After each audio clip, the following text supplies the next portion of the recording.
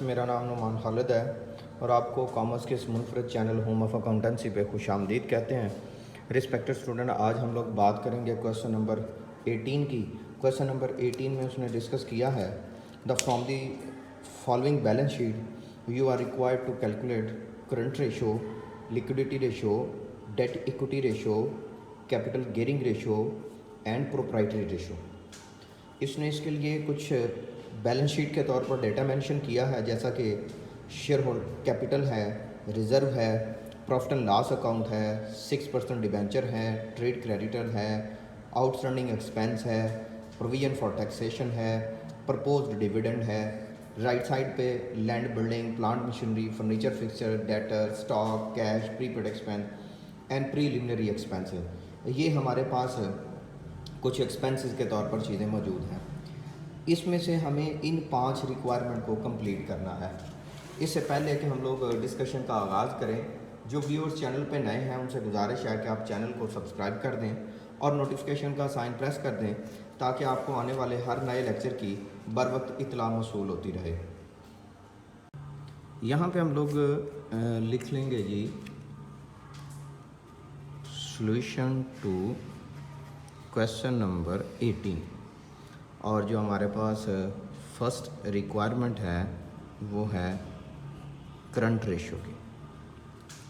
Current ratio के बारे में आप जानते हैं, current asset divided by current liability.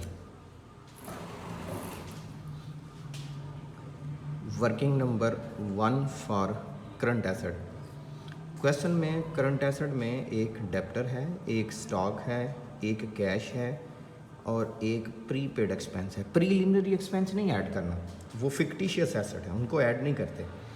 अच्छा जी, सन्ड्री डेप्टर्स की अमाउंट है 2 लाख, स्टॉक की अमाउंट है 150, कैश की अमाउंट है आपके पास 40 और प्रीपेड एक्सपेंसेस की अमाउंट है 10।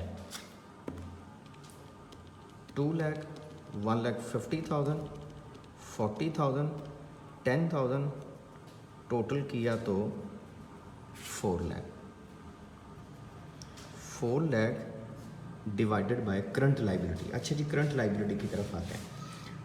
करंट लायबिलिटीज़ में इस क्वेश्चन में जो चीज़ें मौजूद हैं वो हैं आपके पास ट्रेड क्रेडिटर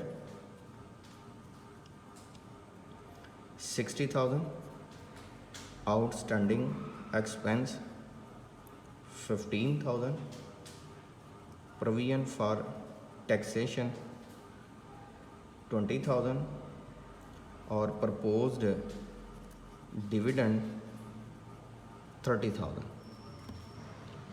60, 15, 20 और 30 अमाउंट आ जाती है 125।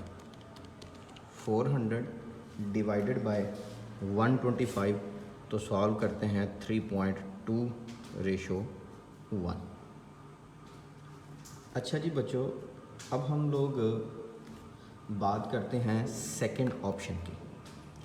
सेकंड ऑप्शन जो रिक्वायर्ड किया गया है वो है हमारे पास liquid ratio. Liquid ratio liquid asset divided by current liability, और लिक्विड एसेट कैसे आते हैं? Liquid asset equal to current asset minus stock minus prepaid expenses. अच्छा जी, क्वेश्चन में से करंट एसेट को हम लोग कैलकुलेट कर लेते हैं। करंट एसेट की अमाउंट है 4 लाख, इसमें से हम लोग माइनस कर देते हैं स्टॉक को 1,50,000 और माइनस कर देते हैं प्रीपेड एक्सपेंसेस को। प्रीपेड एक्सपेंसेस की अमाउंट हमारे पास है 10,000। 4 lakh minus 1,50,000 divided by 10,000 equal to 2,40,000। 2,40,000 divided by current liability. Current liability की अमाउंट है 125।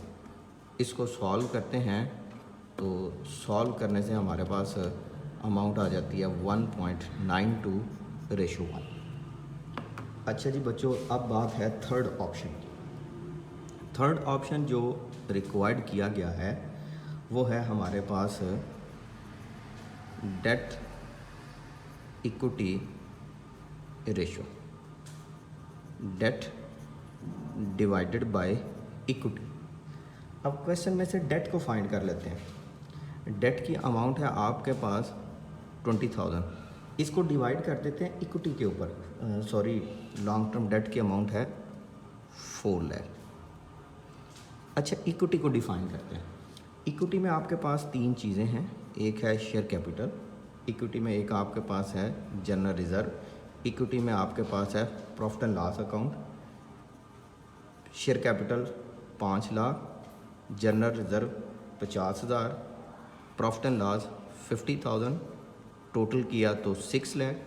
6 लाख में से आप प्रीलिमिनरी एक्सपेंस 35,000 को माइनस कर दें। 6 लाख माइनस 35,000 तो 565,000 आपके पास अमाउंट आ जाएगी। अच्छा जी, debt divided by equity 565,000।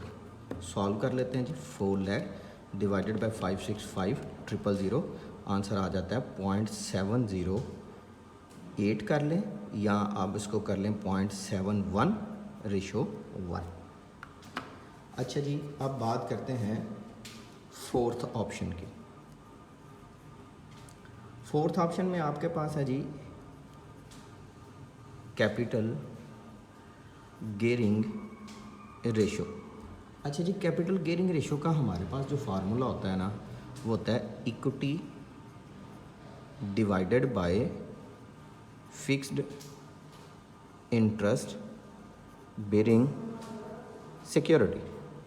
Equity की अमाउंट है 5,65,000 divided by fix interest bearing security, जिसके ऊपर फिक्स सूद पड़ता है, वो लॉन्ग टर्म डेट है जिसकी परसेंटेज मेंशन है 6%। इसको सॉल्व कर लेते हैं। 5,65,000 डिवाइडेड बाय 4 लाख, सॉल्व करने से 1.41:1। नेक्स्ट बात करते हैं जी हम फिफ्थ ऑप्शन की। फिफ्थ ऑप्शन में हमारे पास मौजूद है amount proprietary ratio.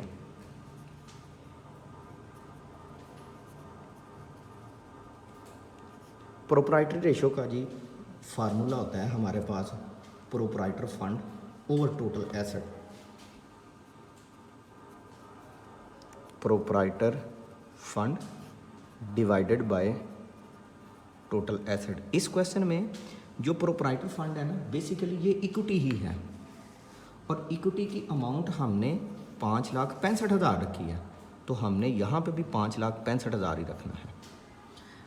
Total asset आपके पास क्वेश्चन में मेंशन है 11,25,000। इसमें से प्रीलिमिनरी एक्सपेंसेस को माइनस कर देना। 11,25,000 में से 35,000 माइनस कर दें, 10,90,000। 5,65,000 डिवाइडेड बाय 10,90,000, तो आपके पास अमाउंट आ जाती है 0.52:1। ये आपके पास आंसर है। अच्छा जी बच्चों, ये था हमारे पास क्वेश्चन नंबर 18। मुझे उम्मीद है कि इसको आपकी अंडरस्टैंडिंग इससे बन गई होगी। फिर भी अगर आपको किसी किस्म की रहनुमाई की ज़रूरत हो तो आप कमेंट सेक्शन में मेंशन करें। मैं कोशिश करूँगा कि विदिन 24 आवर इसको रिस्पॉन्ड कर सकूँ। इंशाल्लाह हाज़िर होंगे एक नए लेक्चर के साथ। तब तक अपना बहुत सा ख्याल रखिएगा, दुआ में याद रखिएगा। अल्लाह हाफिज़।